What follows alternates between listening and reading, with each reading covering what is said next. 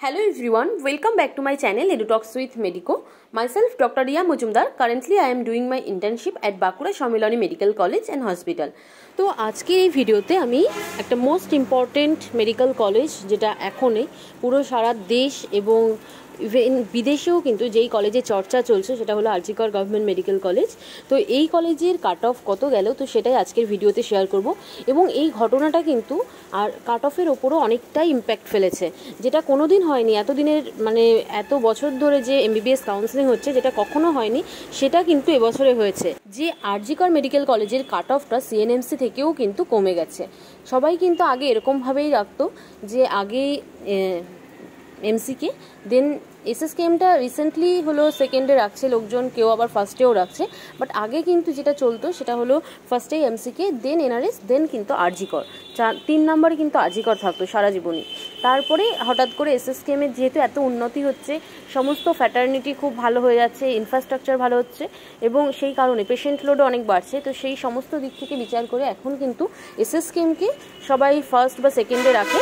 তো সেই জন্য আরজি করের স্থানটা ছিল লাস্ট কয়েক বছর ধরে 4 নম্বরে, বাট এবছরে কিন্তু সেটা 5 নম্বরে চলে গেছে এবছরের কাট অফ দেখে, যার আগে চলে এসেছে সিএনএমসি। আর এই কাট অফ ডিক্রিজ হওয়ার কারণটা কি নিশ্চয়ই তো আমার আবার নতুন করে কাউকে বোঝাতে হবে না বা বলতে হবে না, শুধুমাত্র এই একটা কারণের জন্যই কিন্তু কাট অফটা ডিক্রিজ হয়েছে।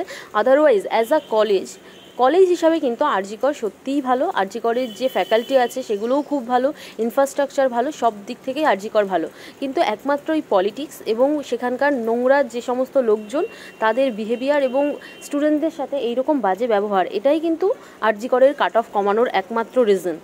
আর যেটা যে অমানবিক অত্যাচারটা হয়েছে আমাদেরই দিদির সঙ্গে, তো সেটার কারণেই কিন্তু এই রকম এখন সব স্টুডেন্টরাই ভয়তে আছে যে আরজি করে নিলে কি হবে। তো সেই জন্যই তারা কিন্তু আরজি করকে পেছনে রেখে সিএনএমসিকে আগে রেখেছে এবং সেই কারণেই সিএনএমসির কাট অফটা বেড়েছে এবং আরজি করের কাট অফ কমেছে। শুধুমাত্র যদি এই নোংরা পলিটিক্সকে বাদ দেওয়া যায় তাহলে কিন্তু অবশ্যই আমি বলবো যে আরজি করের স্থান কিন্তু সেই 4 নম্বরেই থাকা উচিত বা 3 নম্বরে থাকা উচিত, এতটা পরে নয়। কারণ আমি নিজেও আরজি করের বিএসসি নার্সিং স্টুডেন্ট ছিলাম, আমি তখনও আরজি করে দেখেছি, আমার নিজের অনেকবার ট্রিটমেন্ট করাতে গেছি, বাড়ির লোকের গেছি। তো আমি জানি যে আরজি করের মানে পরিষেবা কত ভালো, সেখানকার ফ্যাকাল্টি কত ভালো, ইনফ্রাস্ট্রাকচার কত ভালো। সো যারা আরজি কর নিয়েছো তারা কোনো রকমই গিল্ট ফিল করো না, তোমরা অবশ্যই খুব ভালো কলেজ পেয়েছো, West Bengal one of the best college. তো সেটা নিয়ে কোনো গিল্ট ফিল করো না যে কেন আরজি কর নিলাম। আর যারা আরজি কর নেওনি, যারা আপগ্রেডেশন করেছে, যদি আরজি কর পাও অবশ্যই আরজি কর নিও। কারণ কি এই যে বাজে জিনিসটা হচ্ছে সেটা সারা জীবন থাকবে না, সেটা সারা জীবন চলার মতন নয়।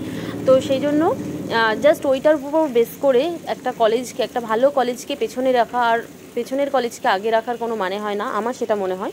বাকি তো সবারই পার্সোনাল চয়েস, পার্সোনাল ওপিনিয়ন থাকে। তো এটাই আমার বলার ছিল।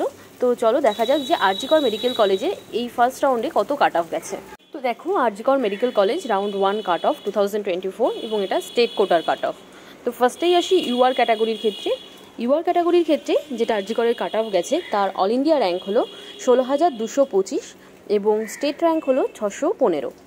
এরপর আসি ওবিসি এ ক্যাটাগরির ক্ষেত্রে। তো ওবিসি এ ক্যাটাগরির ক্ষেত্রে যেটা কাট অফ গেছে তার অল ইন্ডিয়া র্যাঙ্ক হলো 21,100 এবং স্টেট র্যাঙ্ক হলো 877। এরপর আসি ওবিসি বি ক্যাটাগরির ক্ষেত্রে।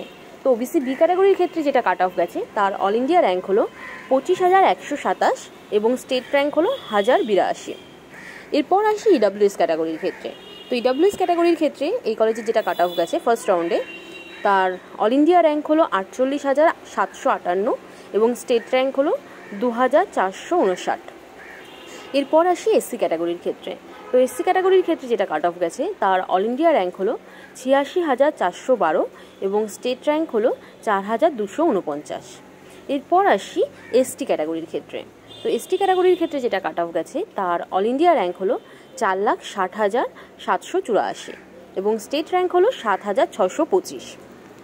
তো এটাই ছিল আরজি কর মেডিকেল কলেজের রাউন্ড 1-এ ওয়েস্ট বেঙ্গল নিট ইউজি 2024 কাউন্সিলিংয়ের কাট অফ ক্যাটাগরি ওয়াইজ। তো এর পরের ভিডিওতে আমি তোমাদেরকে সিএনএমসির কত কাট অফ গেল এবং তোমরা সেখানে সেই ভিডিও দেখলেই বুঝতে পারবে যে আরজি কর থেকে কতটা কাট অফ হাই গেছে সিএনএমসির।